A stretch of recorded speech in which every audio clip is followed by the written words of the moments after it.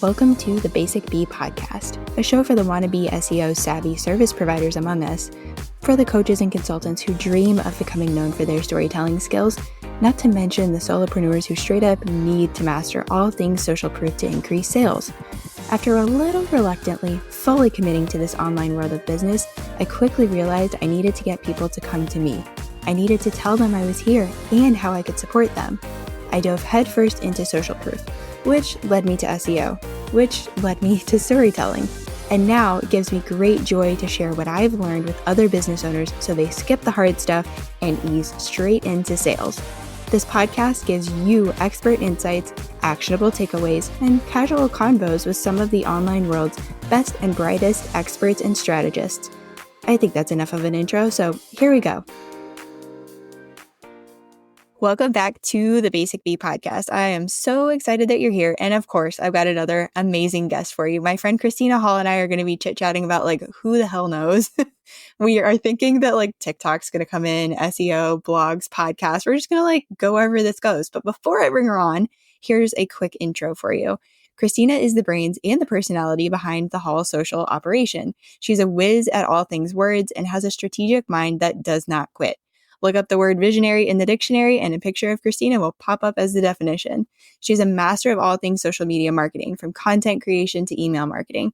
Kristina prides herself on creating long-lasting client relationships and capturing the voices of the businesses she serves. I almost tripped up on that one. Hello, Kristina. I'm just laughing at that intro because I'm wow, my brain really doesn't ever stop. No, it doesn't. It doesn't. I've witnessed this. It's amazing. It's whoa. I love it though. That's okay. That's what makes me good at what I do. It does, yeah. All right, before we get into all these questions that I have on my brain to ask you, I'm going to ask you the thing that I ask all the people. You cannot mess this up. Which do you believe is the most important for sales? SEO, storytelling, or social proof? All of it. I love when people say that. It's all cohesive. It all goes together, right? So it's funny you say storytelling too, because I was watching a clip from the presentation I did in Phoenix last week. Mm-hmm. And that was something I was talking about specifically. Storytelling content is what's going to obviously draw them in. Social proof is obviously going to prove, right? Exactly what you're looking for. Yeah, it all goes together. I was talking about this on the last podcast I recorded. The podcast host was like, so is SEO with a good website enough? And I was like, no, it's not enough. It all goes together. So yeah, all of it. I love that. It's really not enough. Yeah, you can't just have SEO because SEO is going to get the people to your site. But then what? If you have bad content, I'm trying not to swear. No, do it. It's okay. We're good. It's if you have shitty content on your website, yeah, we can have all the SEO in the world, but if the website itself doesn't look good, then what's the point, right? So that's why I always say it all goes together. In my world, I say this so often, but case studies are the thing that tie it all together, which is how I came up with the podcast. Anyway, away from me and on to you. So you have a podcast. Talk to me about how that came about, what your mission or vision is with the podcast, all the things. Yeah, absolutely. So it's funny. I've started podcasts in the past. My first podcast I ever did was a business-oriented podcast. And so I did that for a few months and I was just I can't do this. I can't talk business all the time. And so I just took a break from it, but I always knew I wanted to bring a podcast back. So that's where the podcast Nobody Asked For came into play this year. And it's totally different than anything you'll see me do on social media. That's why I did it. I wanted an outlet where I could not talk about business all the time. As a business owner, I use my socials primarily for business. Unless you go to my TikTok, it is very spicy. My TikTok is so spicy. And it's not about business. And so that's why I decided to create the podcast Nobody Asked For, because I wanted to storytell. Mm-hmm. I have had a lot of really interesting situations in my 34 years of life. My life should be either a comedy or a book. Or both. Yeah. And then we switch it to a movie because, I've just had so many life experiences that have really shaped me into who I am. And so I wanted to share that in podcast form. And it's been really fun, actually, to not have a desired goal for that podcast. Oh, I love that. Yeah. So as someone, again, who One is a business owner, but social media is literally my career. I've always used social media in more of a business strategic way. So I don't do social media like the normal person would. And I was craving that. Hmm. I wanted to. And so I was like, this is why my TikTok is all about my dating life. You're never going to see me like posting business stuff over there anymore or promoting anything. And that's why the podcast, because I wanted to get these stories out. I wanted to be relatable. I know a lot of the stuff that I've gone through is relatable, and I'm being proved that when I Yeah. post the podcast stuff because, people are commenting, people are engaging, people are like, sliding into my DMs. So it's been cool to just tell my story and just get it out there with no goal in mind. I love that. That's so fun just to be able to share that. And that's one of the things that I wanted to do and have been doing with this podcast. And I've just been like doing it in my own way. Like, who the heck would have thought about like SEO as a soulful experience? And yet I've had many people message me who are like, oh, that actually like resonated. That hit. And I was like, okay, I'm just going to like keep following whatever this like intuition thing that I have going on is like telling me to do. Cause Mhm. clearly it's resonating. Exactly. And at the end of the day, like, we know our brands, we know our messaging, we know our ideal client, right? And because we Hmm. know that stuff, creating this content's way more fun and Yeah, easy. Like, and it that's why is. it's important to trust your gut on it. I always say this, had a discovery call the other day, and I was like, at the end of the day, like I might be the expert in social media, but you're the expert in your field, right? So if Mhm. you have a gut feeling about something, hey, let's put it out there, right? Because at the end of the day, probably better than I do because it's your industry. Right. This came up actually with a client of mine. We're taking her emails and turning them into blogs. And she is having me then like SEOify them and she's posting them on her website. And she has this book idea. She has like a couple of other things. So I was like, tell me anything that you already have an idea to put out as content. So she did. And I went through and I did keyword research. And there were like 5 topic idea type things that she had. And I was like, there's no keyword that I'm finding to really support this. And she's like, does that mean I should abandon the topic? And I was like, no, heck no, because you're hearing this from other moms. Yep. Clearly, this needs to get out to people. So, like, no, if anything, that's where you should double down because you know that you're hearing this from people.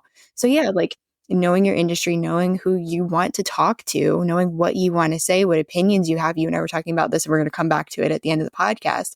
But, like, even just knowing what it is that you want to say Yeah. is so big. Oh my gosh, your messaging. I went off on my Instagram stories about this yesterday because I was talking to one of my really good friends who is my other copywriter, actually. Yeah, I only talk to you two. You are my only two copywriters that I work with.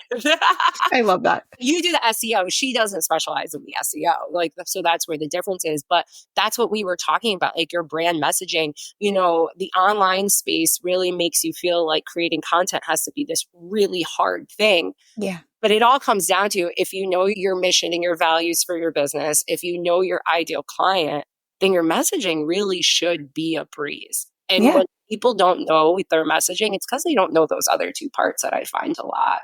Oh my gosh, yeah. And you're seeing that with social media and messaging there. I'm seeing that with SEO and messaging over there because the very first 3 questions that I ask people are who do you help? How do you help them? Yep. And what do you want to be known for or as? And that trips so many people up. And it's like what I'm noticing, and this is just again, like gut intuition situation over here. They're not ready to say that because they don't want to alienate people or they don't want to have that opinion or they don't want to feel like they're like drawing a line in the sand. But that's what we have to do because if we look at anybody who's successful, they have an opinion. They know who they're talking to. They have whatever. Like it's very black and white. I agree. I noticed that with like the niching, right? So like for so long, I was like, I don't really want to niche. Like social media was my niche. I needed to work with a lot of different industries in Yeah. order to figure out what that niche was. And but I'll tell you this, I never struggled with my messaging around it, even though I didn't niche, right? Because I still knew who I was targeting overall, right? Because social media was a niche. But then fast forward to now, and I was like, all healthcare. We're going to be predominantly healthcare, like 95%. We still have wiggle room for other industries, but we really are predominantly healthcare. And so my biggest thing walking into 2024 was like, girl, you need to get your ass on fucking LinkedIn and Yeah. start talking about it. And I'll tell you, like for a long time, LinkedIn, I would like have some resistance to it because I was like, what do I post? But now that I actually did niche down to healthcare and like financial services and stuff, I could post content for days, Mm-hmm. like with no issue at all. So, I think like if you really are struggling with your messaging, that's where niching does really, really help. I don't think every industry needs to niche. It depends on who you are for sure. But I always say you should niche your messaging, Mm-hmm. not necessarily who you work with, right? Because if somebody came to me and they were totally in line with what I do and they were in healthcare, that doesn't mean I want to take them, but I could still niche my messaging in a way that still appeals to them. That is so key. I just like want to pause because I'm like, oh my gosh. But the thing that you said is niche your messaging. So what does that mean? That means that we're focusing what we are saying on a certain problem, on a certain person, on a certain result or desire. Like that is so key. One thing I find myself saying a lot is like, you're not married to it. Yeah. Like it's fine. It can change. You're not like, whatever, ironclad, you can't get out of this thing. You're just like testing it. You said you had to work with a lot of industries. When I first started out as a copywriter, I was like, sure, I'll take on anything. You want an email? I got you. You want this flyer done? I got you. You want some social media captions? I'm over here too. And then I did that. I was like, I really don't like that. I really like this. And I figured out where I wanted to go. For many of us, maybe not everybody, we have to allow ourselves to have that like playground, that sandbox of like different industries, different deliverables, whatever that looks like for you. And then you'll notice this is really working, this is really not, and you'll know which way to go. The other thing too is when it comes to niching, at least how I feel about this, and I'd be curious if you have a similar or different take on it. I feel like you could niche by the industry or the person that you're helping. You could niche by the deliverable or like the service that you're doing or the product that you're selling. There are different ways to figure that out. It's not like there's one way to niche. And again, like so many people are resistant to it, but it's really exactly what you said, niching the message. That's it. Yeah. I even think about one, yes, I did the same thing. I work with anybody, because you don't know what you like and what you don't like until you experience it. I started this business, freelancing in 2011. You think I would have thought I wanted to work with healthcare providers? Absolutely the fuck not. No way. My mom's a nurse practitioner. My stepdad is a surgeon.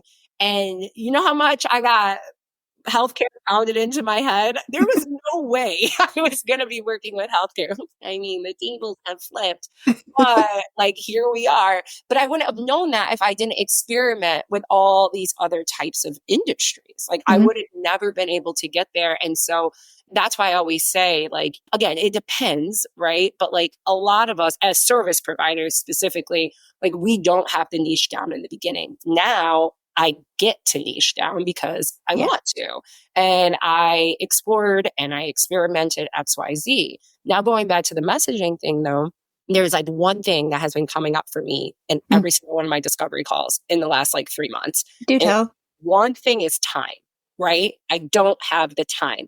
I don't have the time to create content. I know I won't make the time to create content, right? So what should I be talking about in my messaging? Time. Saving clients time, right? That will still cater to my healthcare audience, right? Because they really don't have time, but it will also resonate with other people too. I'm still niched because I'm talking about that specific topic.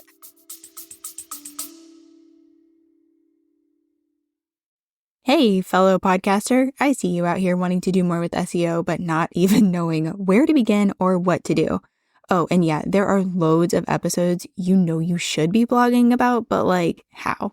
I saw so many conversations just like this happening around me. And one day I just thought, I'm a podcaster. I'm an SEO show notes writer. I should make a resource. So I did. And now you can grab the SEO podcast show note and blog post templates. You get everything you need to go from podcast idea to SEO optimized podcast show note to SEOified blog post, which means you've got 2 long form content pieces out here marketing for you 24/7. I even included video training so you know exactly what goes where and how to incorporate SEO for your podcast ASAP. Click the link in the show notes and grab your templates today. Yeah, but you're also listening, and then you're able to tailor your content around the stuff that you're actually hearing from your people, which is why I start all of my SEO stuff with social proof. What are your people actually saying? And if you don't know, here's a template. We can ask them these questions. We can play Mad Libs with them. And then if you want to flip this conversation real quick back to SEO, and I do it on TikTok a lot, specific. This tactic has been around forever. Just TikTok is now an SEO. So you can do it over there. You can do it on Google. You can do it on Pinterest. But if you're like, hey, I don't know what my ideal client, like the questions that they're asking, type in the keywords. So for instance, I work with a lot of dermatologists. They do really well over on TikTok. So what I'll do is I'll go to TikTok and I'll be like, okay, I type in acne, right? I'm just going to type in the word acne. That's it. But then it's going to generate a list of questions that people are asking specifically about acne, right? What's the best acne treatment for oily prone skin, right? Like that would be a question that comes up. So what am I going to do? I'm going to take that exact question and create content around it. Literally use those words. I told everybody this in the presentation I did last week too, because I'm like, at the end of the day, right? I don't know all the questions that my ideal client are asking either. I hear things on discovery calls and things like that, time being one of them. Mm-hmm. But ultimately, like use these search engines to like even take it a step further. And that's literally SEO. It totally is. And you can do that on TikTok. You can do that on Instagram. You can do that on Google. You can do that on podcast platforms. Hint, freaking hint. But like literally you can do this anywhere. If you don't have the people to ask, or if you just want to see like what in a broader sense is going on, you have that availability. It's like these tools are at your fingertips. One place I really like playing around with is Threads. I'm having so much fun on Threads. Oh, I haven't even thought about that. I'm going to like hound you to be on Threads now. It's so fun because it's still like a little bit of a wild, wild west. And people they're being talk about, doing less businessy stuff. People are still doing businessy things, but it's also a little bit of like, here's some random thing that my child did today. Here's some random thing that happened on a date. My life imploded yesterday and here's what that looked like. But it's like, it's the person side, I would say, of the business of entrepreneurship. And it's really cool to see that and to hear that. And just to know that like, there are other people who have these things going on. Oh my God. So personal marketing, like I was on a panel and the gentleman I was speaking with, like they really are more PR heavy, but we were talking about this type of content specifically. It's just gotten more and more clear that you need to show your face for your brand. Like my healthcare providers do it all the time. I make them do video because at the end of the day, especially living in 2024, post-pandemic, all of that stuff, people crave connection. I know I do. Like, why do I feel so lonely, right? You guys probably feel like that. I feel like that, right? So what makes you think that everybody else doesn't probably feel like that? And when you're using that personal marketing, like whether it's you talking in a video or you taking a cute picture with your pup, right? It doesn't matter. People still want to see the human behind the brand. And that's probably why Threads is so effective, because you're really getting to connect with somebody on a personal level instead of just like a surface level for just the business side of things.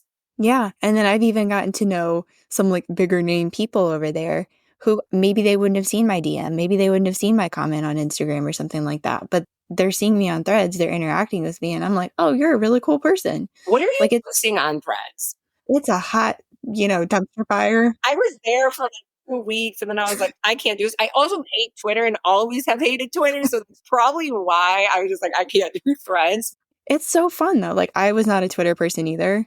But with Threads, I was like, this is cool. And it really is. It's just opening up other doors with people that I know from Instagram or like follow or see their stuff. What am I posting? It's literally like this podcast where there's just like everything in there. Maybe I should use Threads for the podcast nobody asked for and get real unhinged. You should. There's a lot of podcasters over there who are doing like, I think it's just hashtag podcast or hashtag podcast threads. And it's now like populating things. So like hashtags aren't the same thing over there, but it's a lot of fun.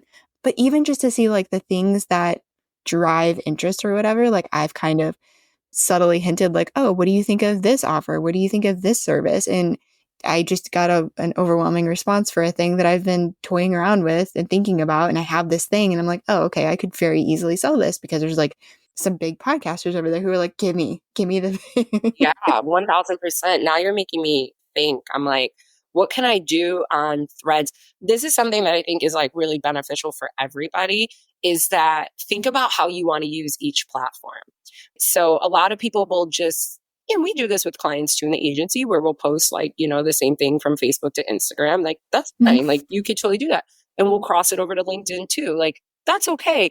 But it depends on what your goals are, right? Like I know Yeah. those clients that we're doing like the same strategy across the board for, it's because their goals are the same across the board. But then I've had clients that are like, well, on Facebook, I want this, or on LinkedIn, I want this, right? So then we separate it. And so over the last year, I've really adapted that method for myself. And that's why if you go to my Instagram, well, my Instagram's all over the place right now because I've been so busy, but like typically speaking, you're going to see more like strategy related things and like business related things. And that is more geared towards like the everyday entrepreneur. If you go over to my LinkedIn, my content's really much for healthcare providers and financial services. It's very educational content, well, world of a difference than what I would put on Instagram. And then on TikTok, like I said, it's like my single life and promoting the podcast and things like that. So just talking about threads with you, I'm like, what can I use threads for, right? For me personally, and I know it might sound overwhelming because you're like, oh, I have to create content every day for, whatever platforms. But honestly, it's not that hard. I'm only posting like 3 times a week on LinkedIn. Instagram, if I'm in a steady flow, is usually like 4 times a week. TikTok's like as many as I can get up there in a day, right? But either way, like once you start to identify, okay, this is my goal for this platform, then you can kind of start breaking out what your content strategy for each is. And I think it's like really effective because if you guys think about it, and Brittany, you probably can agree, like I know my audience on LinkedIn, my audience on Instagram doesn't look like that. Like it would never look like that. It's completely different. And so when you start to think about, well, what's my audience here and what's my audience there, that's how you can kind of tailor your content. So having a goal for each platform. I like that. And you totally skipped to one of the questions I want to ask you, which was like, do we need to be everywhere? So it's like, you could, but you could also just be really strategic about like, where do I want to be and how do I want to use it? And I think that's really smart. And for me, being on LinkedIn was a big thing that I wanted to try last year. So now I'm over there. Now I'm seeing you over there. Now I'm having like, we're doing it. And we have like good interactions with people and like they're reacting to things. They are engaging with things or clicking on things. Like it's cool. It's really great to see that. I love threads. I think the thing I really like about that is it is like the personal side of things, but it's also I get to ask questions and I get feedback and I can tell like, oh, people really aren't engaging with this. This is probably not a big thing for them. Maybe it's more important to me than to them. It's really random what people will react to too, like where the ones they really engage with. I talked about naming a podcast. I think I had like 50 something replies over there. I ended up making a blog post about it because I was like, oh, I want to create something that has like long lasting benefit for me and for these people. So I did that. Instagram, I pretty much gave up posting. Like I haven't done reels. I haven't done posts. I haven't done carousels, but I've had my follower count go up. People are watching my stories, which I still do, but I just kind of let myself do whatever. Yeah. And then I'm still having incredible conversations in the DMs. So I had a conversation this morning with like a potential client who was like, how did she say? I want to give myself the permission to like be done with that for a little bit. Yeah. I was like, do it. Here's my experience and it's been great. Try it. Permission granted. Right. Like, I think a lot of business owners are looking for that, right? Like permission, because the online space spews so much shit at you all the time. It's like, what's true? What's not? Where do I go? And then I think there's this, like, they get into this like fear of decision making because they think they're going to make the wrong decision. So what ends up happening is decision fatigue. And before they know it, they're not doing anything. And I think it's just so important to just like experiment, see what works, see what's not working. Cause I'm with you. Like I'm on my stories every day on Instagram, but I'm not necessarily posting. But I had somebody message me yesterday about a content day, right? Like, am I even promoting that? No. I will say that we're established on those platforms. We have a lot of content that we have created. So like you can see all of that. If you're starting out a brand new Instagram account, it's a little different. But once you do get to a point where you can chill out a little bit and then get strategic, right? So like we're both saying it right here, like Instagram isn't necessarily our focus right now, but LinkedIn is. And because we have a different goal in mind, like kind of just dial back on your question about like, do you need to be on every platform? No, but like you said, you could be, but you don't have to be. But it really just comes down to your strategic plan for those platforms. And as long as you have a plan in place, right? That's the most important part. But you also want to think about your ideal client, right? So like I see a lot of people, everybody's spewing Instagram. okay, well, if I'm working with healthcare and I'm working with financial services, they're on Instagram, but they're not looking for what I do on Instagram. They're looking Yep. for me on LinkedIn, right? So that's why it's imperative for me to be on LinkedIn. So no, you don't have to be on every platform, but you really got to think about who your audience is so that you can be on the appropriate platforms for them. Mm-hmm. So this kind of almost like ties into the first thing we were talking about, which is niching, where we were talking about like who you want to help and how you want to help them. So if I'm newer and I'm Brittany and Kristina like years ago, where it's just like give me all the people, give me all the work, what would you advise them? Like where should they be? Oh, that's a good question. I would have to ask them like who your ideal client is. I don't advise anybody to be on any platform until you're clear on who you want to work with. Mm-hmm. And again, like I know you said this about the messaging, it's the same thing with your ideal client. Like it can change, right? Mm-hmm. But when you're starting out, you have to have at least some idea. So it's like I could say start out on Facebook or start out on Instagram or LinkedIn, but if I don't know your ideal client or who you're looking to work with, I can't really give you that specific thing. Now, I'll bring it a different way. Mm-hmm. If I were to start my business over completely, like if I was back at the beginning, right, and I was doing what I'm doing, I would most likely be on LinkedIn and Instagram. If I was Yeah. starting in today's world right now, I would be on LinkedIn and Instagram. But something I did for a really long time, and I still do this, is I used outside platforms. I always laugh because for the agency specifically, for coaching, obviously, Instagram. Mm-hmm. But for the agency specifically, I've never gotten a client from social media. That's interesting. It's really interesting. Isn't that weird? Now, that doesn't mean that people weren't going to my social media and looking me up and all that stuff, right? Which is why it's important to still have a presence. But I Yeah. think the biggest issue for business owners in general is that everybody thinks, well, as long as I'm on social media, I'll make sales. But there's so many parts to that funnel. Social media is just one part. And so when I started out as a baby social media manager in 2011, there was nobody doing this. I didn't have influencers I could look to and ask questions. That wasn't a thing. And Mm-hmm. so I had to figure out how do I find clients when clients aren't even utilizing social media to do that yet. And so I used outside platforms. I used a lot of freelance websites. I still do till this day. Now I've been doing a lot of events and going to conferences and stuff like that. So like that in-person networking, all of that stuff. So if somebody came to me and they're like, hey, Kristina, I have this business. This is what I'm looking to do. I would be like, okay, get your social media up, but you also need to be out in the public. You also need to Mm-hmm. be thinking outside the box. And again, this is like really more like service provider related, but think about it. This is the same exact thing for you, Brittany. It's like Mm-hmm. if you're working with healthcare, right? We'll keep using healthcare. If I'm working with healthcare providers are not going to think to themselves, let me go find a social media manager on social media. What Mm-mm. they're going to Nope. think is, let me post to a job site for a social media manager. Indeed, Upwork. A lot of people will use Fiverr, right? And that's a weird thing to think. Well, if I need a social media manager, no, you're not going to look at, you're going to think in your traditional way of posting a job. And so that was where my mindset was forever. And that's why I always used outside platforms. So I love that. I think that's so smart. Okay, if I was restarting, what would I do? yeah. I would definitely continue being a podcast guest. Go do that because from an SEO perspective, that's going to get you backlinks, Mm-hmm. meaning someone is going to be linking to your website, driving traffic there for you. I've had a lot of great experience guest teaching and being like a guest speaker. Yep, me too. So that's another thing too, which is like so ass backwards from how I would think from like me being a child. I hated public speaking. I like turned bright red and I still sometimes do that on guest teaching, but I'm so over it where I'm like, I don't care if this happens. I don't care if it's like January 20th and it's like 80 degrees outside because Connecticut decided to be weird and I'm turning red and now I'm red and like I'm talking about SEO. They just want my answers. That's it.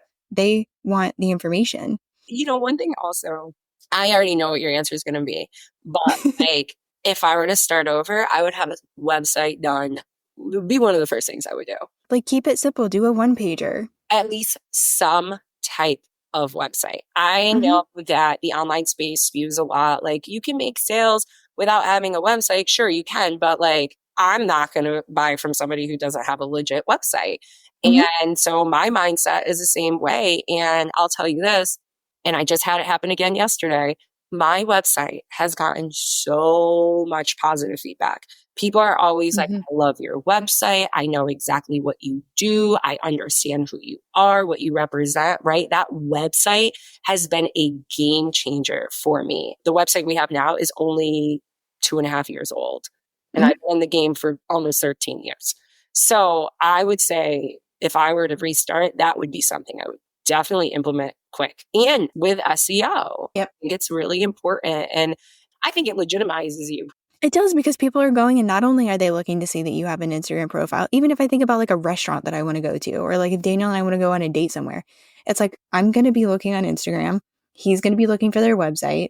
We're going to be both looking for like, what are the reviews saying?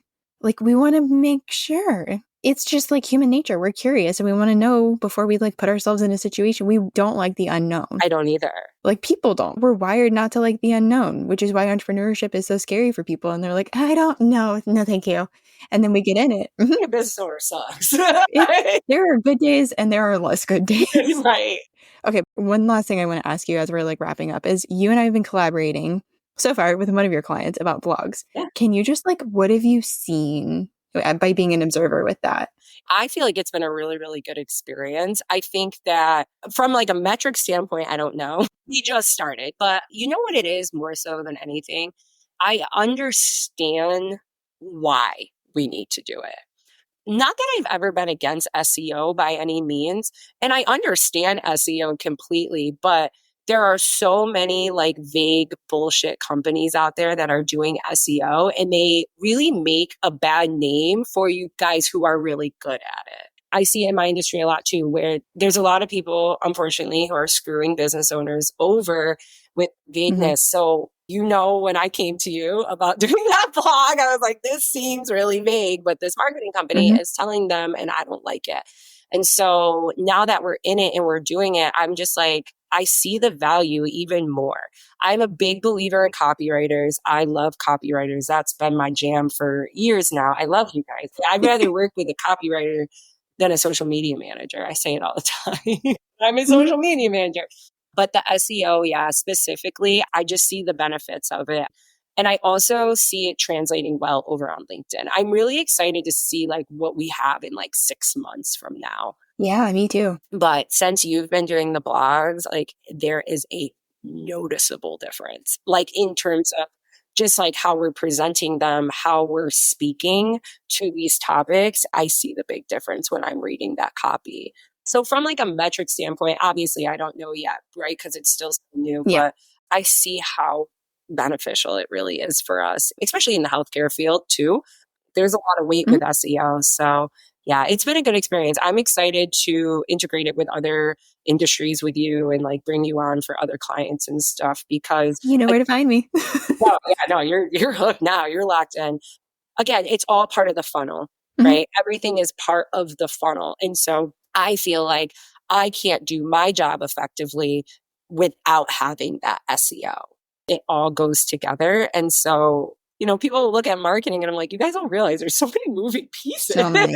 Like, They're like, it's so easy. They're like marketing with like one level, and it's like, no, no, no, no, no. oh, we No, no, need no. it all. So, I will say before bringing you on, though, I was still probably a little skeptical about SEO. And it was just, again, not from a standpoint of not believing in SEO, but more so like there's so many shitty companies out there saying that they do SEO and they don't. I mean, the client we're Mhm. talking about literally had somebody doing SEO and now we're redoing everything, right? And Yeah. so it's like definitely integrated, definitely have SEO, but make sure you're going with the right person. There's another episode that I recorded, so I'm going to make sure to link that. I think it's the 3 SEO mistakes, but I'll make sure to link that one below. This has been awesome. I'm so happy that you were like down for like ping ponging all over the place. Where can people find you? My Instagram, it's just my name, Kristina E. Hall. LinkedIn, Kristina Hall. Got my website. I've been doing this for a long time. I do social media management, but more anything, I do social media strategy. And I definitely am not the sugarcoating type. I'm not going to Mm-mm. ever lie to you. You'll appreciate this. I was on a discovery call Oh, they're the ones that I was talking to you about, the blog and the SEO for the website. And they were like, oh, this marketing company promised us we would have 25% increase in revenue within a year. And I literally laughed in their face on the call. Because, like, you don't promise that.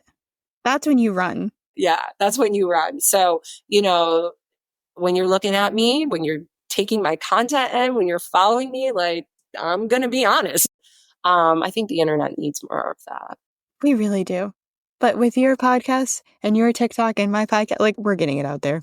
We're getting it out there. And I think that people are definitely getting a little smarter. They're getting a lot smarter. And I'm really grateful for that because there's a lot of people out there that do what we do, but I'm going to say it. They don't do it the way we do it.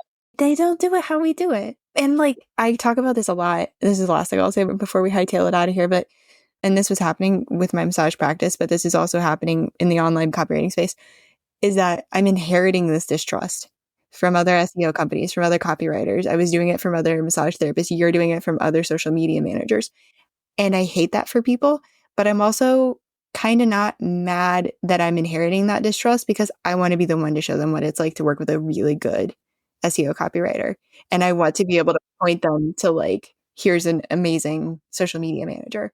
So those are the people that I talk about. You're not going to hear about them. You're not going to see them on my stuff. It's just not going to happen because I'm just not going to give them the spotlight. You're right, though. It really is. I like that you said that, like, inheriting the distrust. It's like, but I'm with you. I don't mind it. Like, I'll say this, where my drawback is usually like the money, because like I'm probably 30% higher than most people in this industry. I also have an agency, you know, it's a lot different. But it's almost nice when those people come to me and they're all like broken from their past social media experience. Yeah. Because typically, for the most part, right, you're always going to have sometimes shitty clients, but I'm able to show them. Like you said, like, this is what it looks like to actually work with a good company that actually knows what they're doing. I think the really beautiful thing about what you and I do is that we are specialized, right? Remember I said to you the other day, I'm doing too much. I'm just going to refer them to you directly. Yeah. I'm not doing this. And I think that a lot of these companies, we see it all the time. They say, oh, we do this and we do this, this, and this, but they're really only good at that one thing, right? So I see it a lot with marketing companies where they're like, oh, we do PR. Okay, cool. We do social. You guys don't do social. You don't do social, not in the way that I do social. And with you, right? You do SEO. Like, that's what you do. You're not out here trying to do 100 different things. And so like when you guys are looking to work with people, look for people who like actually specialize in that one thing you're looking for. Most people will go to a marketing company wanting social, but not getting the social. They're getting everything else. I see it a lot. Look for people who are a little more specialized. Yeah. And there's like another real world example of that is when you go to the Cheesecake Factory and they have like a 55-page menu. Yeah. So overwhelming. It's overwhelming. And you're not going to like a Greek restaurant or you're not going to an Italian restaurant.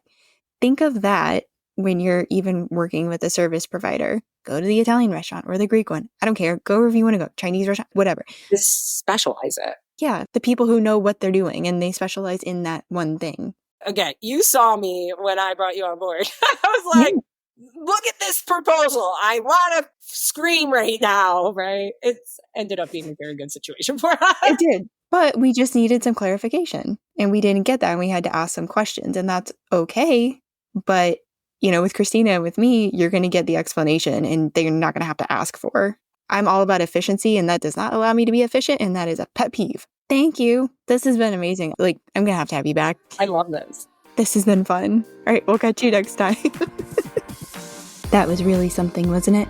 Let that really sink in and guide you toward being the answer to even more Googled questions. Thanks so much for joining me this episode. You are the reason this show exists and that it keeps growing. You know, thanks to all those follows and reviews. If you know someone who could benefit from what was shared, send it to them. We don't do shy around here. If you thought of clarifying or follow-up questions while listening, you know what to do. Say hi on Instagram.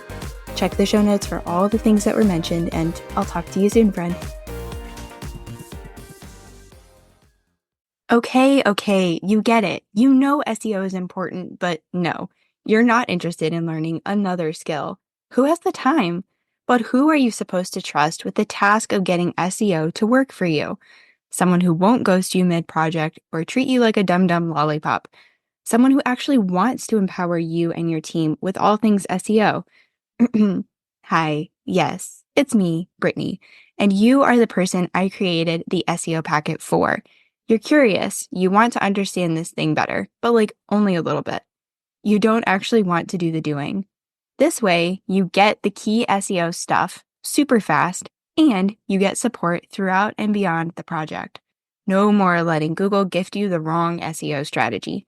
Time to put the right words in the right places and get found online by the right people. Find all the info you need below.